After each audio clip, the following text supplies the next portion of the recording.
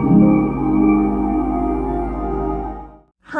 it's Anne-Marie from Charmed Life Therapy, back with another little video and update about the whole it ends with us VanZan sham lawsuit situation. And yeah, we've got a reply today from, well, yesterday I think, Ellen Garofalo. So she is combating Lively's or VanZan's, it's so confusing at this point, reply to their motion to compel the original VanZan document. So I'm just going to have a little read of this for you, so please continue watching. So this is a letter from Ellen Garofalo to Judge Liman, and it's a reply to VanZan or Blake Lively's response to their motion to compel. So this is dated June 28th, but I just got it today on June 29th. So it says, Dear Judge Liman, defendant and counterclaimant Jennifer Abel respectfully seeks leave to file a reply in response to non-party VanZan Inc. and non-party Blake Lively's responses to a document subpoena served by Jennifer Abel on April 21, 2025, the subpoena, pursuant to Rules 1C and 4C of Your Honour's individual practices and Rule 45 of the Federal Rules of Civil Procedures. This reply is necessary to address new issues raised by VanZan and Lively, including VanZan's agreement to withdraw its objections to certain requests. In her answer and counterclaim, Abel contends that Stephanie Jones and her company Jones Works, collectively Jones, collaborated with non-party Lively and her counsel to fabricate a sham lawsuit, the VanZan action, for the sole purpose of obtaining documents that Jones pirated from Abel's phone and iCloud accounts without waiting for discovery in anticipated litigation against Justin Baldoni and Wayfarer Studios, and without notice to Abel or the Wayfarer parties. Lively admits that the VanZan action was a sham contrived for the sole purpose of obtaining Abel's text messages as part of investigation preceding Lively's filing of her claims against the Wayfarer parties. Abel has subpoenaed VanZan for information relating to VanZan's ownership, i.e. whether it is owned or controlled by Lively or her husband Ryan Reynolds. A copy of the subpoena VanZan served Don Jones, the VanZan subpoena, and the documents that Jones purportedly produced in response to the VanZan subpoena. VanZan objected on the grounds that the information was irrelevant and that as a non-party, VanZan should be required to produce documents that were available from parties to this litigation. In its response to Abel's motion to compel, VanZan agreed to produce documents responsive to requests numbers 1, 4, 10 and 11 as modified, implicitly conceding that VanZan's ownership, the sham VanZan complaint, the VanZan subpoena, and the documents Jones produced in response to the VanZan are relevant and discoverable.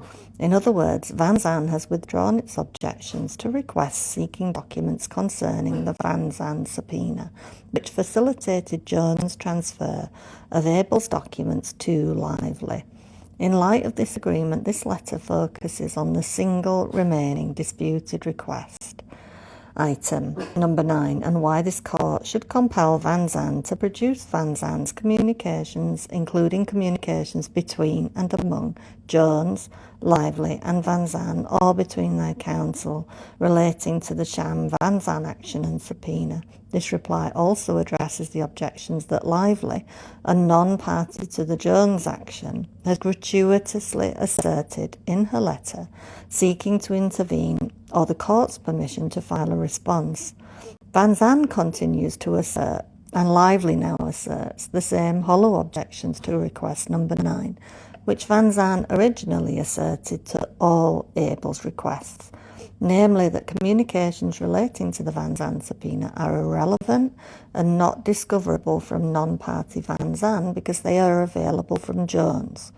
VanZan does not explain why it continues to object on grounds it effectively waived for all other documents relating to the VanZan subpoena. VanZan argues that Abel has already received the only relevant documents from Lively. The documents received from Lively included a purported copy of the VanZan subpoena and documents Lively maintained she received from VanZan, allegedly in response to the VanZan subpoena. VanZan does not and cannot allege that Lively produced the communication sought by request number 9. She has not. In any event, a non-party's protection against purportedly burdensome discovery requests is less robust, whereas here it is closely allied with a party. See Securities and Exchange Commission v. Archer. Here in the related action, Lively herself produced the documents VanZan obtained from Jones pursuant to VanZan's state court subpoena.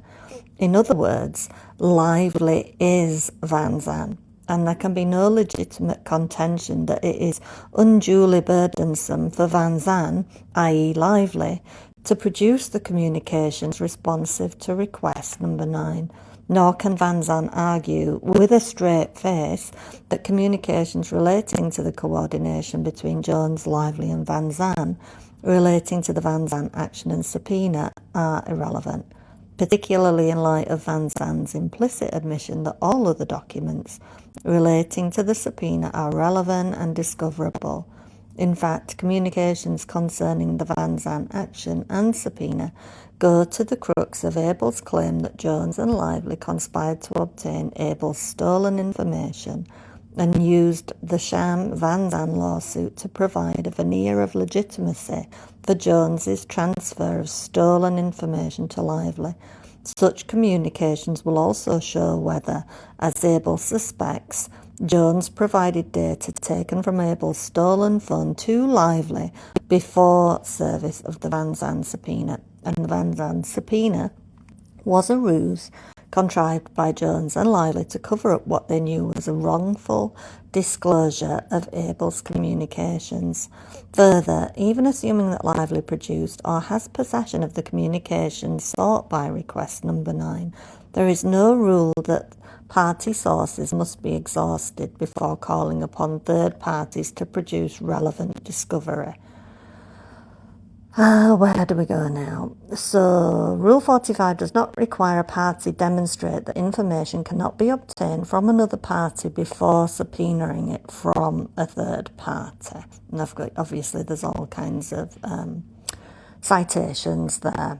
For the foregoing reasons and those set forth in Abel's motion, Abel respectfully requests that the court enter an order compelling VanZan to produce all documents responsive to request number 9 in the subpoena directed to VanZan. Respectfully submitted, Ellen Garofalo of Liner, Friedman, Tattleman and Cooley, LLP.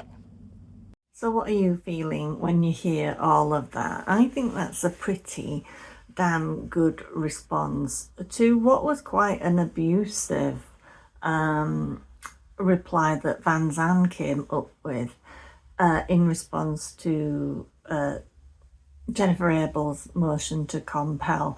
As many people have pointed out, that in their response to that motion to compel, and it's like, how does Blake Lively still get to pretend that VanZan and she are separate issues at this point? Because we know, or I've seen today on Without a Crystal Balls, I believe it was her Instagram, that basically it is just Lively. There's nothing there. There's nothing being filed on that company for 4 years. It's not an official company. There's no actions going on. It's actually being designated as in bad terms in American. I don't understand the ins and outs of it, but I guess if you're not filing regular returns of some kind, then you're not really a corporation as such in any kind of knowledgeable terms or admittable terms. So there are no actions that this company is taking right now, and there hasn't been for the last 4 years. There are no contracts with anybody. There certainly are no contracts with either Jen Abel or Wayfarer or Stephanie Jones. So there's nothing there. It cannot get away from the fact that it is a sham corporation that sent out a sham subpoena. But in that response, their reply to Jen Abel's motion to compel, it's interesting to point out really that if you go back and look at that there are, in many ways, it's what all narcissistic abusers will do to you. They will take your own words and twist them and make them into something else that makes you seem stupid, or that makes you seem confused, or that makes you seem like you're taking actions that make no sense. It's like they really did bang on about the fact that she's already got the information she's supposedly wanting to compel from them. And what have they got to do with it? They are a non-party, VanZan, when literally VanZan is just Blake Lively, which is kind of, I guess, why they were really wanting information about shareholders and such, because they need that information to prove it literally is just her, or potentially it was literally just her and Ryan Reynolds. But from what this post on Instagram seemed to say, it is just Blake. But they do need to know this, and it's in the way that they did it, and I don't pretend to understand all of the ins and outs of it, but whatever was provided to the Wayfarer team in terms of those VanZan documents, or the copy of the subpoena, whatever it was, certain elements of it were protected, and you can't cross-use it just because it was provided to the Wayfarer parties and Jen Abel has a connection to them. You can't just use it in Jen Abel's separate case against Stephanie Jones. It doesn't work like that, and certain of the information is protected, so she's not allowed to use it. So she needs her own set of stuff, and she direly needs the originals, because as we're all probably hanging on hanging on for, is we all assume that is going to prove that this subpoena was dated long after we know for sure that they had information from Jen Abel's phone, because we know that, within 24 hours, Leslie Sloan was bragging to Melissa Nathan that they were all going to be sued because she'd seen the texts. So we know what that was in reference to, but yet that subpoena was, another month? Was it something like September 27th off the top of my head? So yeah, I kind of liked this motion back because it got in a few good digs of its own, while not, meeting them where they're living, kind of thing. It's not narcissistic in return in any way. It's just clarifying that Blake Lively cannot distance herself from this entity. This is her entity. She created it. She's the one name on it. She knows what it's doing. She knows that it has no contracts with anybody, no ties to anybody. These 10 doors that she didn't have a clue who they were or anything like that was because none of it existed. They knew exactly whose information they wanted. They knew exactly which names they were going after. They knew, that's it. They knew what they wanted because they already had the text. So it's all just nonsense. So I guess all of us are out there just crossing fingers and toes and everything else that the judge for once comes down on the side of Wayfarer and Abel and their camp and actually makes them produce this subpoena. But even then, I don't know about anybody else, but I'm still kind of like, will it be real? Will it be, even if they do get it, is it going to be what they're expecting? Or will, because at this point, I think most of us out there don't really trust anything in a way. We don't really trust that we'll get the real deal. We're kind of losing a little bit of faith in this idea of winning it. A lot of people are. So we're hanging out for this. This is going to be really critical, really crucial. And meanwhile, we've got some other things happening that I don't purport. There's a legal word for you. I picked that one up. I'll use that a bit more. There's all this stuff going on with Brett Douglas McDowell too, that because he kind of seems to be wanting to tackle Brian Friedman to some extent. So he's kind of wanting to retain his interest in the various Wayfarer litigations, I guess, because there's this idea of cultural appropriation and the appropriation of his identity and amongst nice pool, dog pool, the connection to his own service animal and all of this. So he desperately, to continue his own allegations, I guess, needs to have access to certain elements of discovery. So that is ongoing. And he kind of seems to be concerned that Brian Friedman or Wayfarer not submitting that amended complaint that we were all waiting on is somehow going to cover over his needs and that he will get pushed out as such. So he's kind of reiterating his case all the time, but also kind of levying some accusations almost against Brian Friedman, that there's some kind of cover up in terms of other people that he's connected to. And I don't intend to go into that because they're not people I'm as familiar with, because I'm not based in America.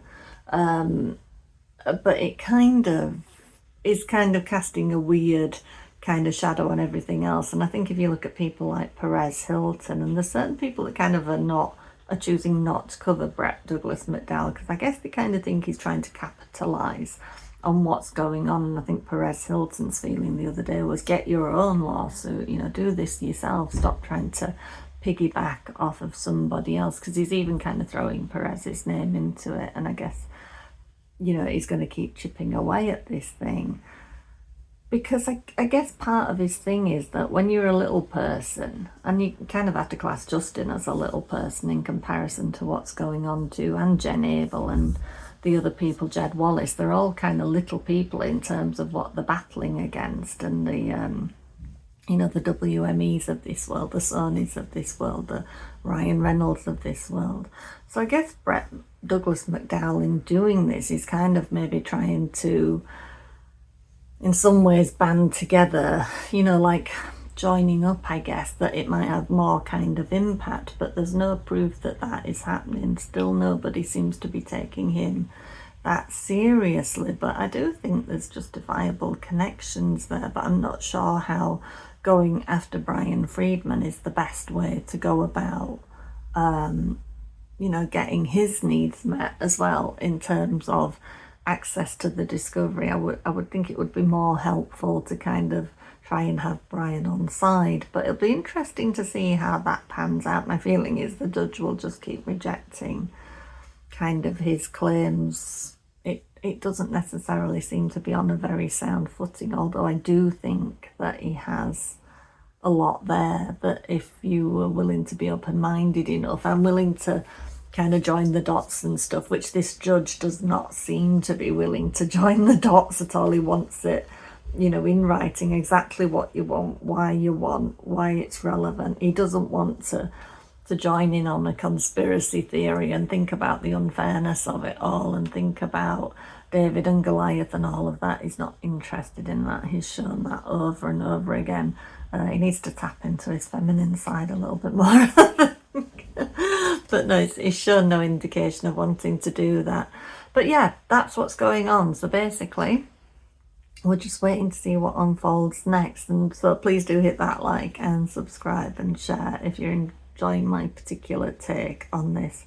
But yeah, we are just all holding out for what the judge is going to say in response to this VanZan motion to compel. Because I think everybody out there is thinking, right, if he doesn't come back and give us our way on this one, there's something seriously wrong out there. And I just checked with the Instagram post too, and Without a Crystal Ball has had access to the articles of incorporation for VanZan, and there's no officers, no shareholders, no directors listed, and it hasn't basically filed anything since it was originally registered. So it's actually what's classed as being delinquent. So how, when it hasn't got any business with anybody, did it need to issue a subpoena, basically? So Without a Crystal Ball, her comment on that post was that they're royally screwed. But we thought that before over and over, haven't we? So we can't really actually be too cocky in this case. I don't think it's ever a good idea to be cocky in this case, but I agree with her. Anybody would think that would be legitimate. And she also says kind of that actually they've lied to the court in essence, because they've said these articles of incorporations are publicly available, so the information like shareholders and all of that you should just be able to get, but there's nothing there. So she's actually is lying to the court. So if there's no shareholders, no directors, no officers, why was it ever registered in the first place, basically? And why is it still purporting to do business? Anyway, you tell me what you think, and I will see you later.